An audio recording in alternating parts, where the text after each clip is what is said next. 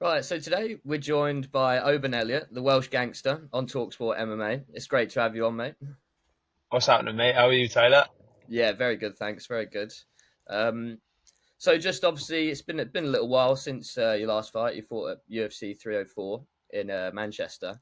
Yeah, How do you reckon? You obviously got the unanimous decision victory. How do you reckon your performance there? yeah, mate. It was everybody's been giving me a lot of praise with that one. Um, I'm happy with it. I could have done a little bit better, but yeah, looking back, I've watched it back and not being too hard on myself. I'm grateful for the performance I put forward, but looking watching the fight back, I know I can still, there's a few more gears to that I can push through, and do even better next time. I think because my last couple of performances were a bit shaky, uh, like I don't think people expected me to be as good as I was against Preston Parsons. Do you see what I mean? Yeah, But that isn't even as good as I can be, me against Preston Parsons. So there's a lot more to unlock. You know what I mean? yeah. Do you think that's because did you feel the sort of pressure because it was obviously a big pay-per-view card close to home? Did you feel a bit more pressure in that regard? No, I felt more pressure in my debut and the Contender Series fight than I did in, you know, the fight against Preston Parsons. I didn't feel any pressure when I was in the cage. I felt when I was walking out, when I was in the changing rooms, and when I was walking out. When I was in the change rooms, when I was in the just about to walk out when he was walking out, and when I was walking out in the cage, Bruce was reading my name. I felt no pressure. I was nervous in the week, but I don't know what comes over me. Well, I don't know what came over me in fight night. I was like completely calm. I was loving it. And is So that not regular then to have that level of calmness in the build up? yeah, it is, but the it is regular for me. But the Contender Series fight, it was a lot of pressure in the walkout. You know, everything leading, in the walkout, in the change rooms, all that. There's a lot of pressure there. There was a lot of pressure for my debut in the changing rooms, walking out. It was like, it was weighing on me a bit. But then that fight against Preston Parsons just felt like I was fighting the Cage Warriors again.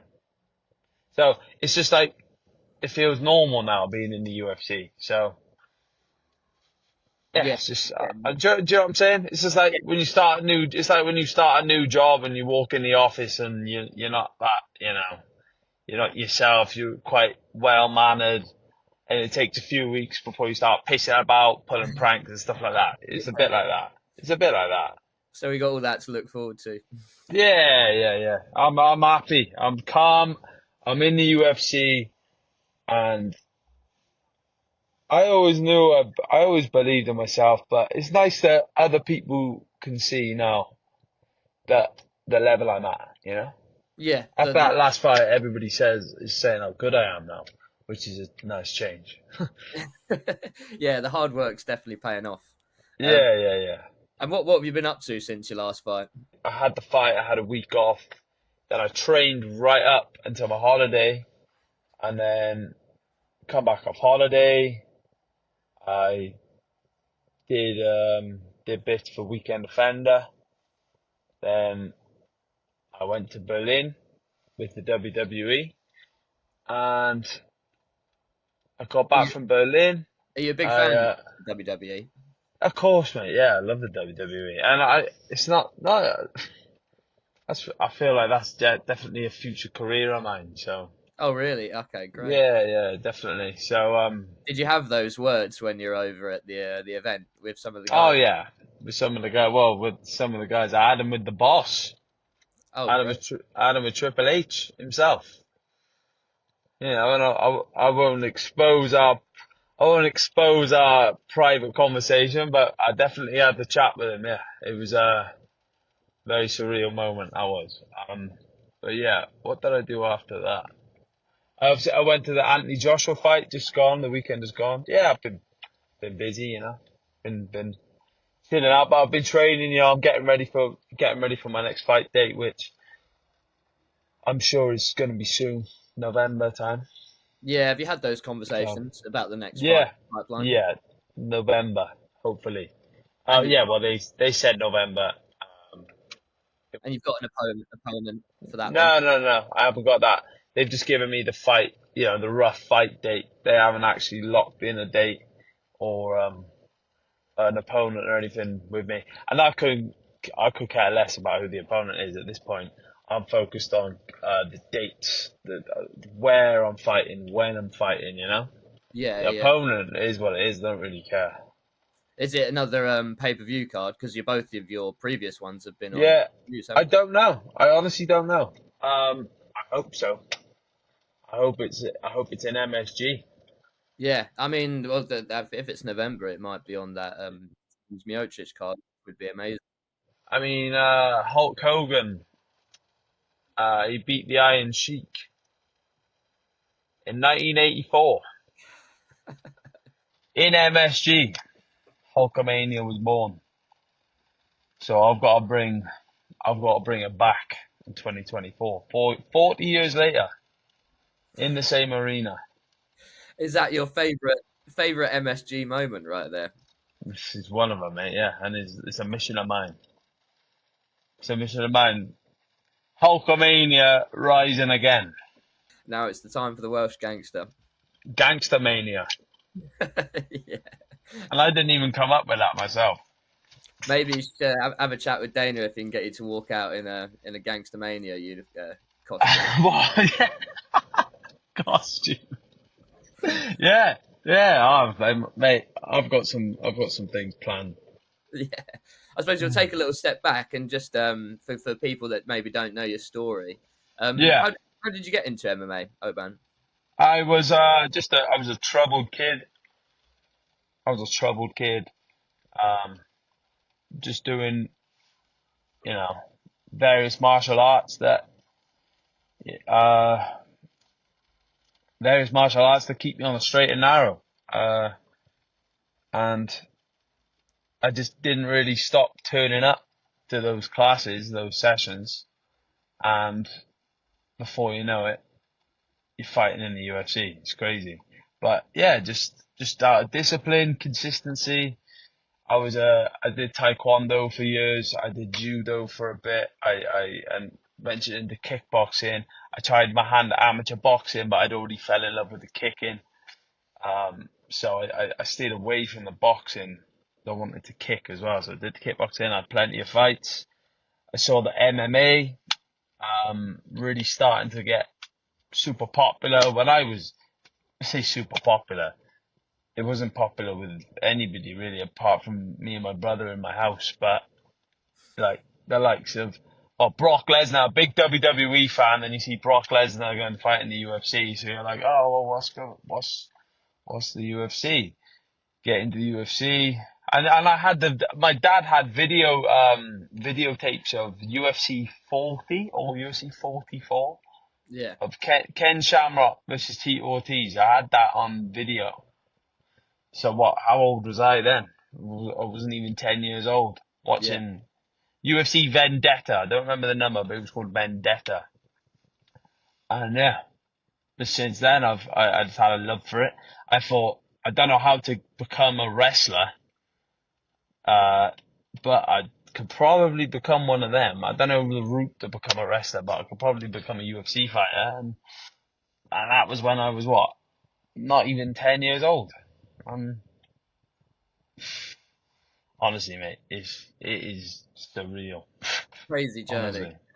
So Yeah, you yeah, said, yeah. you said you got into a bit of a rough upbringing. Did you grow up Yeah. in a rough area, then get into a lot of street fights back in the Nah, day? it wasn't so much that. That it wasn't that.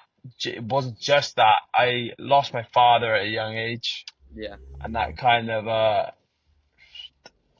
sent me on a bit of a dodgy path. And luckily with martial arts, it kind of saved me, you know. because it was tough for me. I took it really bad, and I was only 7 years old. Just didn't, and we just moved to a new area as well, so we didn't know anyone. Don't know what it was. Just I don't like to go. I don't like to put my mind back there. It's dark, but I'll tell you, I watched Rocky, and if I swear on anything that this is a true story, I watched Rocky. I think it was Rocky 3. No, it wasn't. It was Rocky 1, where he got given the chance Yeah. out of that advert in the paper.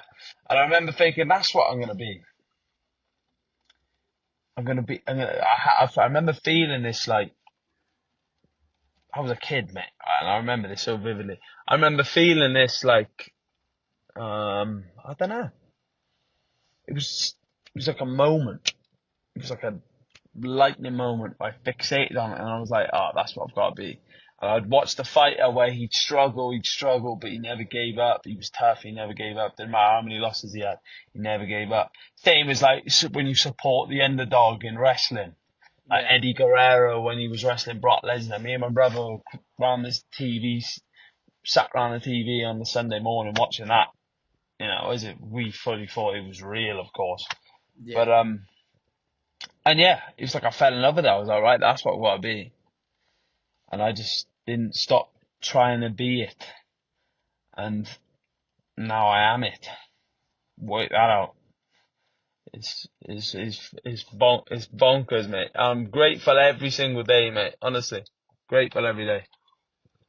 Yeah, I'm sure everyone around you is so proud of you as Yeah. well, mate. So Thank you, mate. Thank you, mate. Very kind of you. and it's obviously great that you're still at Shaw Mixed Martial Arts in Wales. Yeah. Yeah. And obviously you see a lot of these UK fighters as soon as they get into the UFC or they get some success within their careers, they tend to move out of the UK and they go to do a lot of their camps over in America. Yeah. Do you Well, think what are those guys going to teach me that I don't already know? exactly? Yeah, I was going to say, do you think you need that anymore, or has UK MMA come to the point where you don't need to go to America to get that elite wrestling training, or you can get it all around the UK now? Yeah, I guess. Yeah, I don't know. I don't really give out too much thought about the rest of the UK. I just know that no matter where you are in the world, you're not going to have an easy time fighting me because I know what I'm doing. So I totally respect the fact that there's world-class talent all over the world, but that includes us, Yeah, definitely. And Yeah. do you get your training in anywhere else? Do you do sparring at other gyms, or is it? Yeah, I have done. Yeah, I have done. But the thing is, right, I'm very real. I'm a very real person, and and I'm not trying to.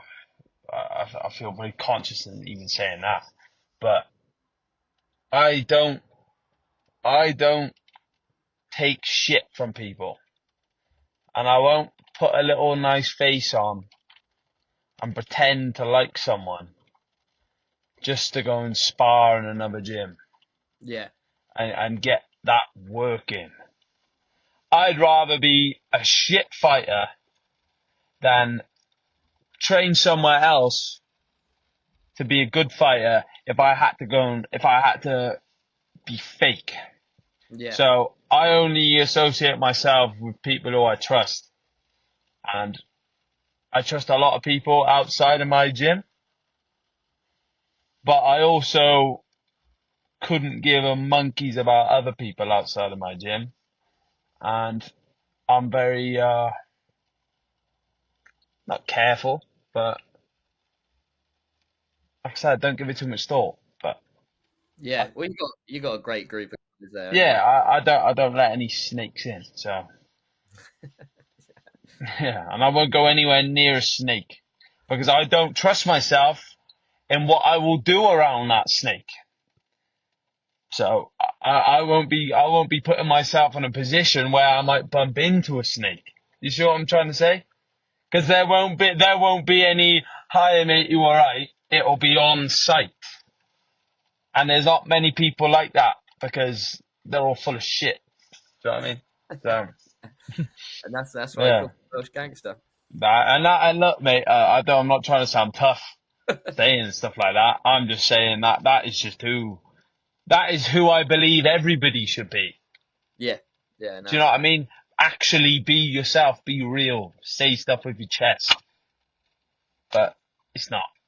So no, yeah, you get a lot of those people in the game, I don't you? get invited to these MMA shows. Oh, come and watch our show, and I'm like, well, I don't want to bump into anybody that I don't like at your show because I don't want to cause a scene at your show. So it's best I stay away from your show.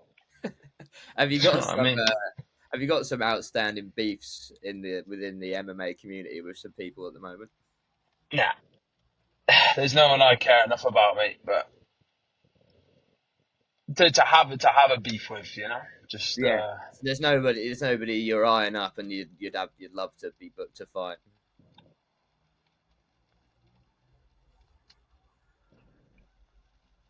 maybe Cody Rhodes for the WWE title. I thought you were going to say Colby Covington then, but Cody Rhodes What? even better. Yeah, Cody Rhodes for the title. Yeah, who's Colby Covington again?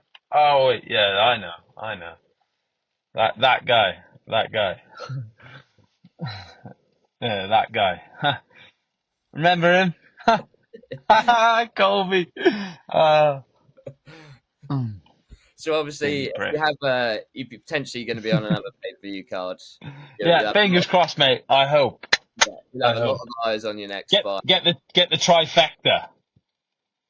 Three pay-per-views in your rookie year. That's pretty good. Come on. It's amazing. Yeah, They only do that for the hottest prospects. So they've clearly got big plans for yourself. I hope so. Do you think if it was anybody in the rankings that they would give you? I know you said you're not too fussed. Is there anybody maybe stylistically or that you would like to have in the rankings right now? In the rankings. Yeah, or just outside Oh, if that's where they were going to push her.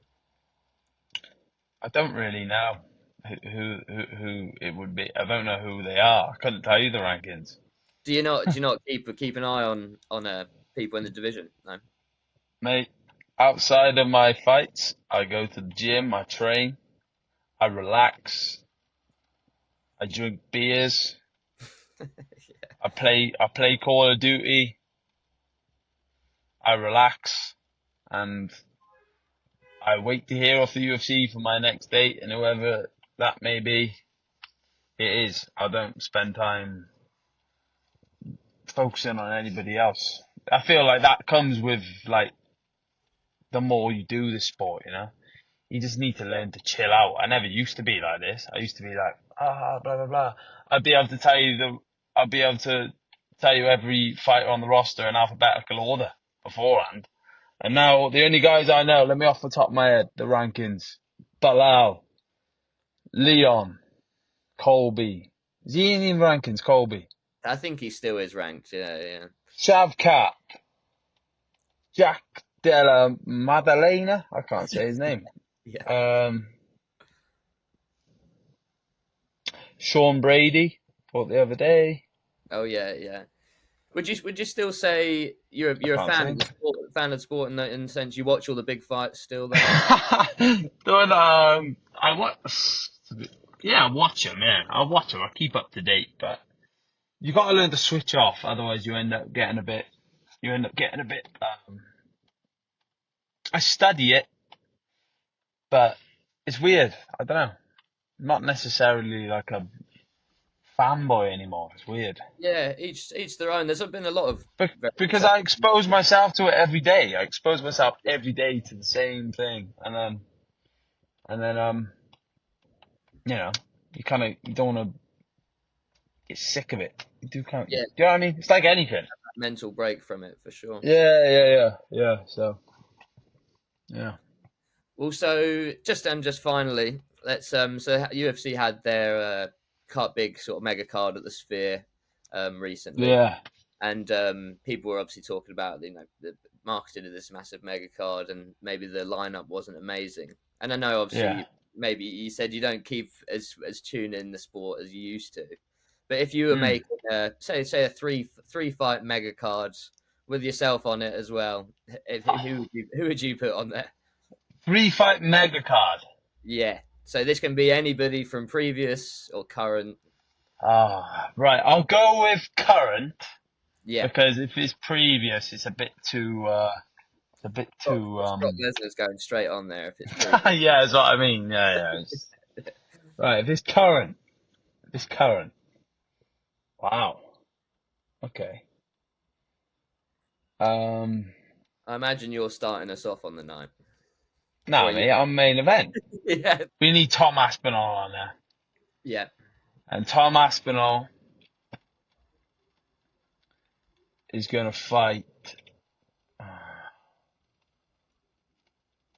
Tom Aspinall is going to fight.